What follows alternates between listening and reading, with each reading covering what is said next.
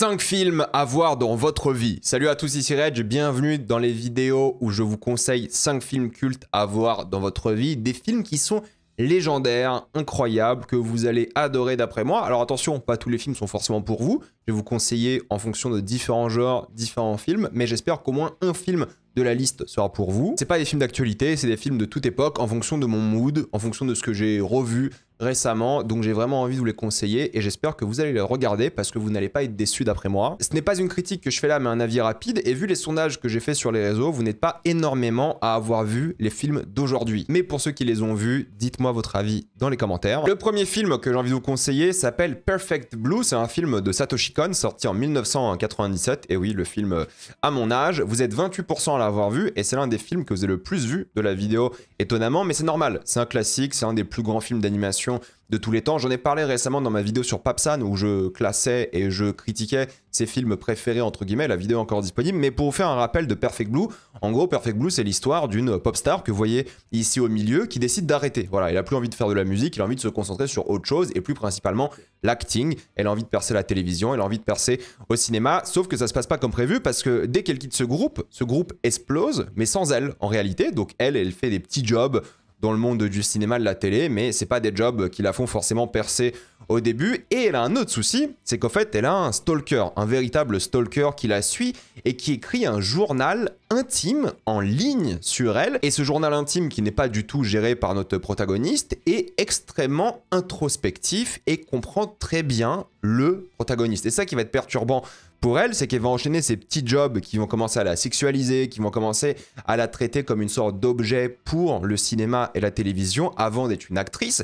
Et en même temps, elle, quand elle rentre à la maison, elle est sur Internet et elle voit un peu ses propres pensées. Et il y a une sorte de décalage qui va se créer entre elle, ses pensées, qui elle est, ce que la personne, le stalker, écrit à son sujet, et c'est ça qui va être intéressant et déstabilisant. Un film ultra populaire qui a été inspiré par Perfect Blue, c'est évidemment Black Swan, c'est plus ou moins la même histoire, entre guillemets. C'est la femme qui essaie de percer, qui est obsédée par son art, qui en même temps a des problèmes de stalking, de doublement de personnalité au final, parce que du coup, littéralement, il y a deux versions d'elle qui existent. Une version qui s'imagine à cause d'Internet et stalker, et une version d'elle-même qui existe pour de vrai. Mais du coup, il y a ce parallèle par rapport à l'art, au fait de jouer, la sexualisation des actrices de manière générale. Et ça qui va être fascinant, c'est ce côté thriller dans un film d'1h20, pour le coup, qui est hyper bien géré. Entre le stalker qui devient donc cette femme d'après elle, lui qui la suit constamment, elle qui a l'impression de le voir partout, le montage qui est peut-être l'un des meilleurs montages de l'histoire du cinéma, hein, c'est pas du tout une blague, la manière dont ils utilisent certaines séquences, les transitions, c'est tellement efficace, tellement prenant, tellement émouvant aussi, juste grâce au montage, juste grâce à des cuts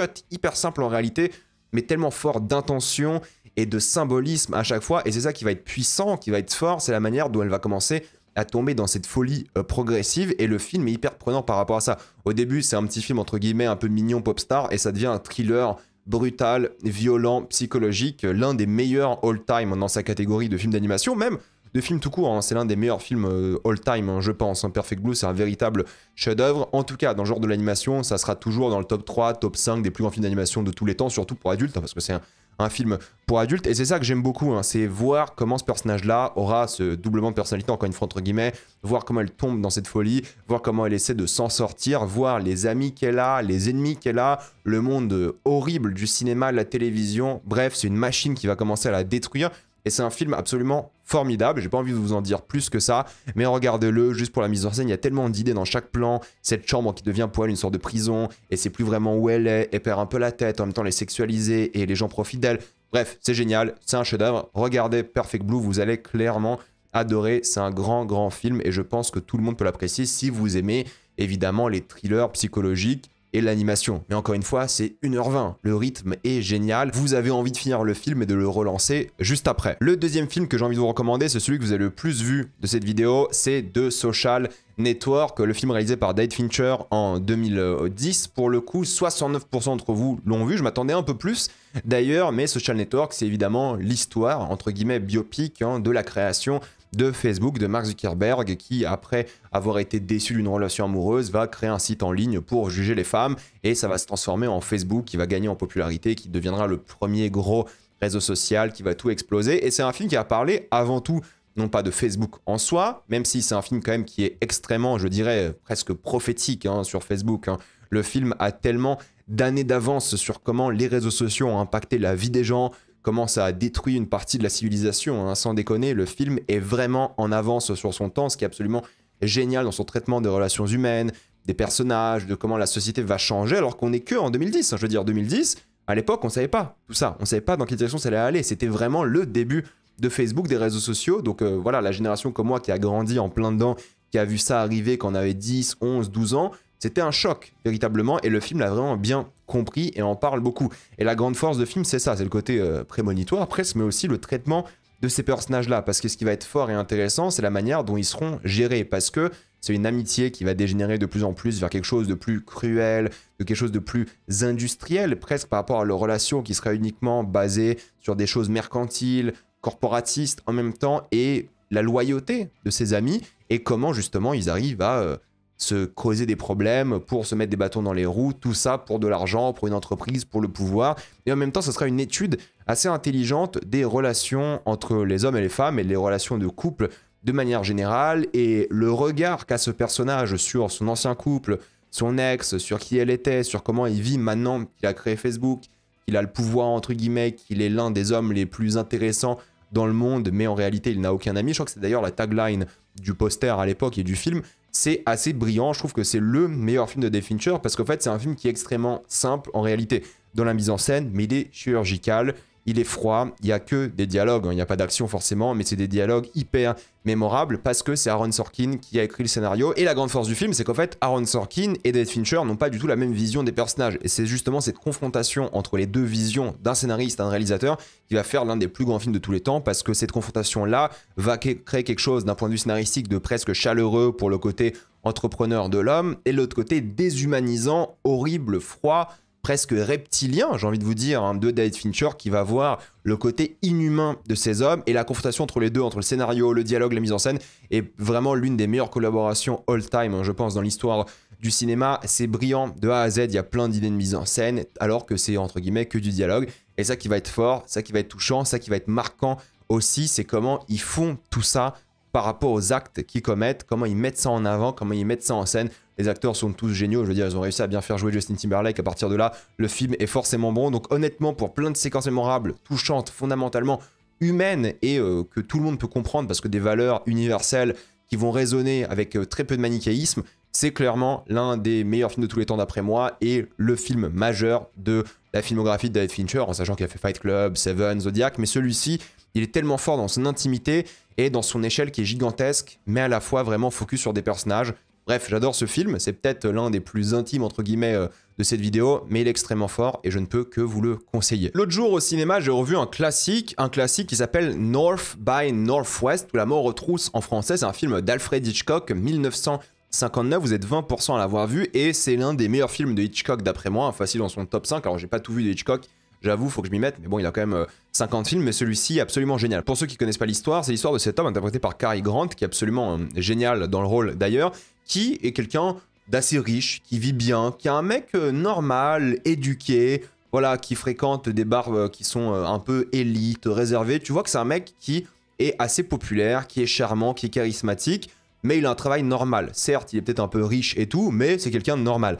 Sauf qu'il va se faire kidnapper. Il va se faire kidnapper par deux personnes que vous voyez ici, et il va se faire kidnapper parce que ces deux personnes-là pensent que c'est quelqu'un d'autre. Ils pensent au fait qu'il est un espion ou un assassin ou un tueur ou quelque chose comme ça. On ne sait pas trop ce qu'ils pensent qu'il est, mais forcément, lorsque le mec va leur dire « Non, les gars, je suis pas du tout un tueur, je suis pas du tout un assassin, un espion, ce que vous voulez », ils vont pas le croire. Du coup, lui, il va commencer à se dire « Ok, comment je me sors de cette situation? Comment je fais pour survivre ?» Parce que clairement, ils sont prêts à le tuer, et c'est ce qui se passe. Ils essaient de le tuer au début du film, et lui a envie d'avoir le cœur net. Du coup, il va commencer à enquêter sur ce qui se passe réellement, sur qui est ce fameux assassin que les gens prétendent qu'il est, et il va enquêter sur lui. Donc il va commencer à faire un travail d'espion, d'enquêteur sur l'autre personnalité qui voilà, est recherchée en réalité, et il va devenir fatalement lui-même une sorte d'espion. Et c'est ça qui est super drôle dans l'œuvre, c'est que de une, c'est un film qui est vraiment drôle. Je l'ai revu en salle pour le coup en restauration en 4K ou même 8K, je crois que la restauration, peu importe, ma salle n'était pas équipée pour du 8K, mais en tout cas, c'était assez intéressant de revoir le film comme ça, parce qu'avec une salle, je me suis rendu compte à quel point le film est drôle. Parce que moi, quand je l'ai vu à l'époque, il y a longtemps, bah, je rigolais, c'était un peu mignon à certains moments, tu souriais un petit peu, mais dans la salle, entendre les gens rigoler, mais vraiment constamment durant le film, c'est pas une comédie non plus, mais c'est plutôt une comédie d'action, si vous voulez, à la limite, c'était assez fun. Parce qu'en fait, là, Hitchcock, il a pris une sorte d'homme et l'a transformé en James Bond. Ce qui est rigolo, parce que le film est sorti avant le premier James Bond. James Bond, c'est 62, ça, c'est 59. Et il en fait une figure James Bondienne hyper drôle, parce que le mec apprend à être une sorte d'espion au fur et à mesure, avec son charisme implacable et tout. Il va avoir évidemment une sorte de James Bond girl. La relation, l'alchimie entre les deux est à la fois touchante, drôle, il y a beaucoup de mystère, il y a beaucoup de rebondissements. De toute façon, c'est Hitchcock, hein, des twists, il y en a à l'appel constamment tout le temps, mais c'est la force du scénario. En fait, vu qu'il enquête sur cet homme-là, il sait pas qui il est, mais il commence à voir qu'il y a des similarités entre lui et cet homme. Du coup, il commence à devenir cet homme-là. C'est ça qui est un peu fascinant. Et en même temps, il y a cette James Bond girl, entre guillemets, il y a plein d'antagonistes aussi, il y a plein de gens qui vont se mêler de ces histoires, j'ai pas envie de trop en révéler, mais la manière dont le scénario est construit, dans un film de 2h07, c'est l'un des plus longs de la vidéo pour le coup, c'est fascinant parce que tu t'ennuies jamais. J'avais oublié à quel point le rythme est génial. Ça enchaîne constamment les séquences cultes, mythiques, entre humour, entre drame, entre rebondissement, entre action. Je veux dire, l'une des séquences les plus iconiques de l'histoire du cinéma est dans ce film, vous la connaissez. C'est celle-ci. C'est l'un des moments les plus grandioses du cinéma, et quand vous voyez la scène pour de vrai avec le contexte, croyez-moi, vous n'allez pas être déçu, parce que c'est un vrai avion et le vrai acteur dans la situation. Donc voilà, c'est un peu le côté Mission Impossible, James Bond du truc, mais c'est ça qui est fun, c'est qu'il va commencer à assumer sa personnalité, il va commencer à devenir cet espion, et il va avoir plein de défis, plein de problèmes, plein de séquences d'action, plein de choses qui vont se mettre en travers de son chemin. Hitchcock, il réalise super bien, parce que déjà c'est en VistaVision, alors tout le film est magnifique, regardez-moi les contrastes, les couleurs, magnifique. Si vous pouvez avoir le 4K du film, je sais pas s'il y en a un qui est déjà sorti de 4K Blu-ray, mais peu importe, vous trouvez ce film, le 4K en tout cas va être magnifique s'il n'est pas déjà sorti, et au cinéma c'était une claque. Visuellement, les couleurs, le contraste, la manière dont il compose ses cadres pour raconter les relations entre les personnages, tout ce qu'il indique juste par rapport au symbolisme de beaucoup de séquences, par rapport à la relation de pouvoir entre eux, par rapport à ces twists aussi qu'il arrive dans le cadre à mettre de manière hyper intelligente, dynamique et tout. C'est un film qui est un peu mal vieilli dans certaines séquences d'effets spéciaux, d'accord, surtout les scènes de conduite, mais il est tellement divertissant, il n'a pas pris une ride, le charisme des acteurs, mais vraiment tous. Alors Cary Grant, il porte carrément le film, il est absolument génial dans l'œuvre, mais ça qui est fascinant, c'est ça qui est plaisant, et c'est typiquement le genre de film où vous vous dites, putain, j'ai pas envie de voir un film de 1950, croyez-moi, vous voulez, et croyez-moi que vous allez adorer, vous allez vous dire pourquoi les films ressemblent plus à ça, pourquoi c'est pas aussi stylé, même si encore une fois il y a quelques scènes d'action qui ont un peu mal vieilli, pas celle de l'avion je précise. Vous allez vous rendre compte qu'en fait, à l'époque, ils faisaient des films qu'on fait peut-être plus maintenant dans les blockbusters. Ça, c'est un thriller d'action, comédie, d'espionnage absolument grandiose qui va vous tenir en haleine tout le long avec plein de choses hyper intelligentes dans le scénario. Je sais pas si je préfère le scénario ou la mise en scène, mais le combo des deux, c'est du pur caviar. Donc j'ai adoré, regardez-le. C'est pour moi aussi un chef-d'œuvre. De toute façon, tous les films de cette liste sont des chefs-d'œuvre. Au moins, regardez-le. C'est une claque. North by Northwest ou La mort aux trousses. Alors attention, parce qu'on va rester dans les années 50 avec un film cette fois-ci en noir et blanc. Et oui, attention, désolé, le noir et blanc. Je sais que pas tout le monde est fan.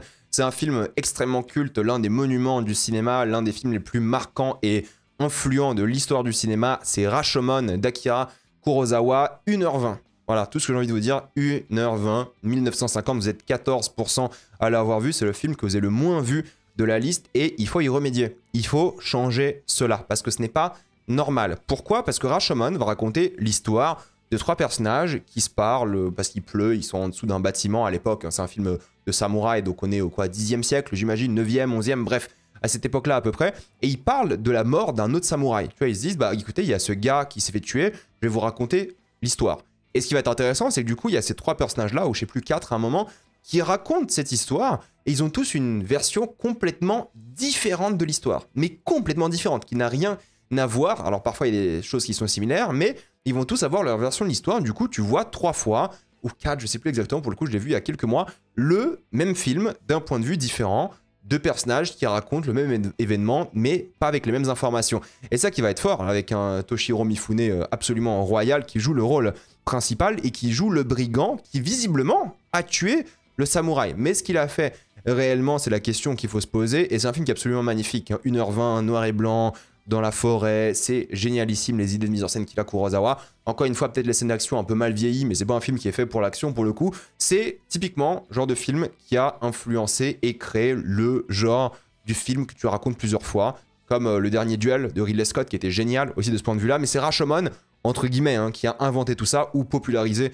tout ça. On parle de Rashomon Effect aussi en psychologie, si je dis pas de bêtises. Ça vient de là, en réalité, parce que c'est justement cette même histoire de différents points de vue, et les points de vue sont parfois subtils, mais différents et parfois un peu les mêmes, avec une morale aussi qui va changer en fonction de qui la raconte, comment il la raconté, et tu es en train de remettre un peu les pièces du puzzle en même temps pour savoir qui dit la vérité, qu'est-ce qui s'est réellement passé.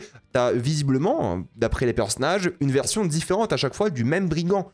Tu dis ok, en fait, la manière dont les gens racontent ce mec-là, il est différent à chaque fois, c'est qui ce personnage réellement, qu'est-ce qu'il symbolise, qui il est, qu'est-ce qu'il raconte. Donc il y a plein de questions que tu te poses en tant que spectateur, et ça qui est fascinant et brillant d'après moi dans l'œuvre, c'est que tu es vraiment scotché pendant 1h20 à ce truc, tu sais pas dans quelle direction ça va aller, et avoir ces gens-là qui racontent cette histoire, qui sont un peu perdus, qui parfois mentent, qui parfois disent la vérité, t'essaies de deviner un peu tout ce qui se passe, ça qui est fort, et en même temps, t'es fasciné par pourquoi le crime a lieu. Parce qu'en fait, c'est ça le but de l'histoire. C'est pas juste qu'il y a plusieurs histoires différentes, c'est pourquoi le crime a lieu, c'est quoi le but de ce crime, qu'est-ce qu'il a fait exactement pour tuer cette personne. Il y a aussi une femme qui va intervenir dans l'histoire qui sera assez fascinante parce qu'elle aussi, elle n'aura pas du tout la même personnalité en fonction de qui raconte l'histoire. Et ça qui va être génial. Et en plus de ça, vous avez des scènes d'acting géniales. Hein. Toshiro Mifune est formidable. Il y a plein de plans cultes qui iconisent parfaitement les personnages, qui racontent tellement sur qui ils sont, leur développement, leur histoire. Mais tu sais pas si l'histoire est vraie. Au final, tu sais pas qui croire, dans quelle direction va aller l'histoire. Et c'est ça pour moi la grande force du film. Et croyez-moi, une fois que vous l'avez vu, pareil, vous avez envie de le relancer pour vous dire « Attends, je crois que je commence à comprendre et tout ». Le film respecte aussi évidemment l'intelligence du spectateur comme pas possible. Donc croyez-moi, vous n'allez pas être déçu aussi de la fin et vous allez adorer. C'est un peu différent des autres. Hein. Bon, évidemment, c'est un deuxième film japonais de la liste. Mais en tout cas, la manière dont l'approche est faite, il faut être concentré. C'est 1h20 parce qu'il y a plein de détails qui vont vous échapper. Mais croyez-moi, vous allez avoir envie de le remater et décortiquer le truc, analyser la chose et tout. C'est un pur kiff, c'est un monument du cinéma. Regardez Rashomon, c'est génial. Maintenant, j'ai envie de vous conseiller l'un de mes films préférés de tous les temps, un film que vous voyez en réalité tous les jours, si tout simplement vous regardez mes vidéos, parce qu'il est dans le décor, évidemment, de mon fond vert que je montre à chaque fois. Le film, il est là, littéralement, tous les jours, vous le voyez ici. On va évidemment parler de Lawrence d'Arabie. Lawrence d'Arabie, c'est un film de David Lean, c'est son film épique, culte, iconique de David Lean, pourtant il a fait des sacrés films, sorti en 1962 et vous êtes 21% à l'avoir vu. Il est dans mon top 4 Letterboxd, il est en mode littéralement dans toutes mes vidéos et vous l'avez pas vu. Vous l'avez pas vu, c'est honteux, vous m'aimez pas en fait, vous me détestez. Blague à part, Lawrence d'Arabie, c'est un de mes films préférés pour plusieurs raisons, parce que j'ai toujours eu cette, je pense, amour pour le désert et peut-être pour cette histoire que je vais vous expliquer ici. Mais grosso modo, c'est l'histoire de Lawrence, qui est donc un officier britannique qui, pendant la Première Guerre mondiale, est au Moyen-Orient. Sauf que lui, il s'ennuie. Il s'ennuie au Moyen-Orient, vraiment, il se fait chier, il n'a pas que ça à faire, et il veut être important. Mais il veut être important dans le contexte du Moyen-Orient, c'est-à-dire que lui est fasciné par la langue arabe, par la religion et par les peuples bédouins particulièrement. Et à partir d'un moment, il y a quelqu'un qui va lui dire « Ok, Lawrence, tu vas aller dans le désert bédouin et tu vas essayer de comprendre la situation. » Il y a déjà d'autres officiers dans le désert bédouin, mais lui a envie de vivre aussi cette aventure. Il en a marre du bureau et tout, il a envie de voir ce qui se passe réellement. Et c'est là qu'il va rejoindre le désert bédouin et il va devenir ami avec les bédouins.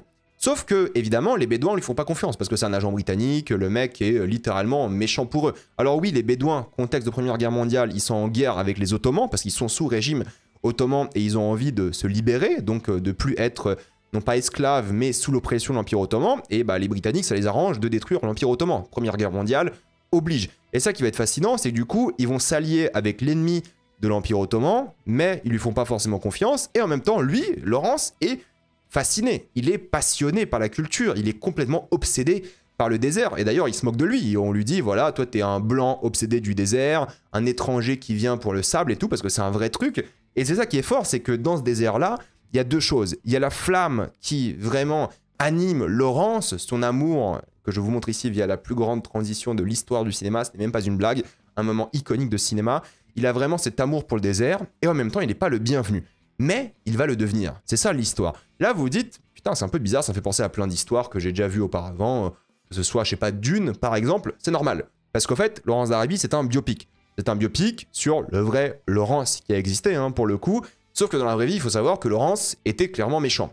Voilà, je vous dis pas s'il est dans le film, mais dans la vraie vie, ils avaient raison de se méfier de Lawrence, parce que dans la vraie vie, et je vous le dis parce que c'est important, dans la vraie vie, Lawrence était clairement méchant et il travaillait avec les Britanniques. Ça, c'est important, parce que sinon, vous allez peut-être avoir une version un peu édulcorée de Lawrence. Mais pour les Bédouins, parce que je les ai littéralement rencontrés, les descendants des gens, parce que j'étais dans le désert, et vous inquiétez pas, je sors bientôt la vidéo sur le désert que j'ai faite, littéralement dans cet endroit de tournage que j'ai visité, j'étais là, hein, là comme lui. il faut savoir que dans la vraie vie, c'était un vrai méchant. Donc quand vous regardez des biopics, toujours attention, parce qu'au fait, voilà, on voit une version édulcorée d'un personnage, parce que c'est un personnage hollywoodien, parce qu'il faut qu'il soit gentil pour les audiences et tout. Donc attention quand vous regardez des biopics, parce que il est montré, et ça qui est fascinant, comme une figure prophétique, comme une figure de Messie, le Mahdi. Voilà, encore une fois, c'est ce que je vous dis, Dune est inspiré de Lawrence d'Arabie, parce que Frank Herbert, l'écrivain de Dune, était inspiré par son histoire. Et c'est pour ça que vous avez plein d'histoires, du coup, de empires coloniaux, où un homme va aller avec le peuple qui se fait oppresser, va les rejoindre et va se rebeller contre l'empire en question. C'est pas exactement ça l'histoire de Lawrence d'Arabie, pour le coup, j'ai pas envie de vous spoiler, c'est pas exactement ça. Donc si vous attendez à voir littéralement l'histoire d'Avatar ou quoi, non, c'est plus proche de Dune. D'ailleurs, vous allez voir les similitudes avec Dune, c'est une folie, hein, vraiment, limite c'est du plagiat de Denis Villeneuve. J'ai revu récemment le film, pour le coup, avant de partir en Jordanie, et c'est fou à quel point Denis Villeneuve a plagié le film, entre guillemets plagié, c'est un hommage, hein. Ils sont allés tourner dans le même désert déjà, donc pour vous dire, mais bon, ça j'en parlerai dans ma vidéo. En tout cas, ce qui est fascinant, c'est que ce personnage-là va vraiment devenir de plus en plus amoureux du désert, du peuple, et il sera de plus en plus accepté. Et il va être un peu torturé entre ces deux personnalités, celle de l'officier britannique qui doit faire son travail, et en même temps de cet homme qui est amoureux des bédouins et qui veut devenir un bédouin. C'est ça qui va être fascinant, et la mise en scène, évidemment, de David Lean est spectaculaire. Il y a plein de séquences qui sont iconiques. Alors celle-ci, c'est l'une des plus grandes séquences du cinéma de tous les temps, le symbole, l'image, j'ai pas envie de vous la spoiler, mais franchement, c'est bouche bée. Toute cette séquence-là, t'es scotché, le symbolisme, l'histoire, tout ce qu'elle représente, cette séquence, c'est l'exemple parfait de comment on fait un film, de comment on mélange symboles, mise en scène, personnages, développement, c'est légendaire, c'est 1 minute de pur cinéma, mais ce qui est fort, c'est la manière dont il respecte, je trouve, le désert, la manière dont il montre à la fois la chaleur, la manière dont il montre la taille du désert, la manière dont il respecte les gens, ces bédouins qui étaient dans le désert, même si, bon, voilà, Lawrence est édulcoré hein, énormément dans l'œuvre, pour le coup, mais il a un côté sombre, aussi Lawrence, qui vont beaucoup, je trouve, mettre en avant dans le film, et c'est l'histoire de ce faux prophète. C'est ça qui est fort, c'est ça qui est intelligent, c'est ça qui est génial, et j'ai toujours aimé ces histoires-là, de faux prophètes, de désert, de hommes généralement blancs qui va dans un peuple et qui va le changer et qui va tomber amoureux du peuple, et en même temps il est voilà, divisé par ces deux nationalités, entre guillemets, entre ce qu'il est réellement et ce qu'il aimerait être, et c'est ça qui est brillant, qui est génial. Donc c'est un film épique de guerre biopic qui s'étale sur 3h30, c'est pas une blague, il y a 3h30 de film, mais ça passe à une vitesse folle, parce que chaque plan est majestueux, incroyable, tu te demandes comment ils ont fait ça à l'époque. Il y a des milliers de figurants, il y a des vraies séquences de guerre, il y a des vrais avions de guerre, entre guillemets, il y a des choses, mais impressionnantes, comme vous ne le voyez plus au cinéma aujourd'hui, et c'est choquant de A à Z. C'est que des moments de légende, de symbolisme, d'iconisation, de travail sur les personnages, même le maquillage. Là, il y a une séquence par rapport à ça. Le fait qu'il soit un peu plus foncé de peau ici est tellement intelligent.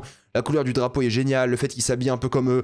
Il y a tellement de choses géniales. Il y a des choses un peu moins géniales, il faut être tout à fait honnête, pour le coup, c'est le, voilà, parce qu'on est en 2025, faut en parler, c'est le brown face, hein. Il y a des personnages qui sont britanniques, qui ont été peints avec des couleurs et du maquillage voilà, marron pour se faire passer pour des bédouins, dont Alec Guinness. Voilà, pour le coup, Alec Guinness, c'est Obi-Wan Kenobi, hein, pour ceux qui connaissent pas, qui joue le chef des bédouins, mais sauf qu'il n'est pas du tout bédouin, il parle avec un accent britannique, il est clairement britannique. Alors à l'époque, ça se faisait, hein, quand tu faisais du théâtre, tu t'habillais, tu changeais les couleurs et tout. Donc voilà, hein, entre guillemets, un peu un trigger warning, parce qu'il y a des trucs un peu comme ça, mais ça gâche pas le film, loin de là, c'est quand même génial, il y a Alec Guinness joue super bien en plus, même c'est un peu bizarre de voir le chef des bédouins avec un accent britannique et avec du maquillage, voilà. Mais en tout cas, il y a Omar Sharif qui est pour le coup égyptien, qui joue un bédouin, et c'est clairement la relation amicale aussi entre les deux, parce qu'on n'a pas beaucoup parlé, mais c'est surtout ça aussi, il y a des plans magnifiques, il y a des choses de guerre géniales, du symbolisme, de l'action, des moments prophétiques, des idées de mise en scène exceptionnelles tout le long, la musique incroyable, le désert, le rythme, qui est vraiment contemplatif et tout par rapport à plein de moments et de séquences, mais c'est surtout, j'ai envie de vous dire, une histoire d'amitié. C'est l'histoire d'amitié entre deux hommes, entre le personnage d'Omar Sharif et de Peter O'Toole, et c'est une histoire d'amitié qui, avec un regard maintenant plus récent, n'est pas que de l'amitié, t'as l'impression. Il y a un vrai amour entre les deux, qui se rapproche un peu de l'homosexualité, ce qui est quand même assez intéressant, et ils en jouent beaucoup, je trouve, et c'était fascinant de revoir ça avec un nouvel œil, parce qu'il y a 10-15 ans, j'ai jamais fait gaffe à ça, mais il y a tellement de séquences où tu vois qu'en fait, ils s'aiment, et il y a vraiment ce truc où il y a une vraie féminité qui sort de ce personnage-là, et ça m'a beaucoup fait penser à ce que disait Denis Villeneuve, justement, et c'est là que j'ai compris aussi. Il disait qu'il voulait que Paul Atreides soit un homme avec une vraie féminité. Et Laurence a une vraie féminité comme aurait Paul Atreides, et ça qui est génial. Et du coup, il y a une sorte de relation hyper amicale, mais quand vous la regardez, aujourd'hui, je vous jure, il y a des petits moments de, oui, d'homosexualité, d'amour entre deux hommes, qui est plus qu'amical. Et ça qui est bien, c'est ce mélange, je trouve, où c'est symbolique, parce que lui, au fait, il aime, non pas forcément le personnage d'Omar Sharif, mais le désert et les bédouins, et en même temps, le personnage d'Omar Sharif, il trouve quelqu'un comme un sauveur. Du coup, il y a une sorte de relation vraiment étrange, d'amitié, voire plus, qui se développe ici. Bref, j'ai pas envie de trop vous en révéler, c'est 3h30 de pur plaisir épique, grandiose. Lorsqu'on parle de films épiques et grandioses dans l'histoire du cinéma, on pense souvent à Laurence d'Arabie, parce que c'est ces projets qu'on voit une fois par décennie, et encore aujourd'hui, voilà, il y en a pas beaucoup dans des films comme ça. À l'époque, il y en avait beaucoup plus. Maintenant, il n'y en a plus vraiment des projets comme ça.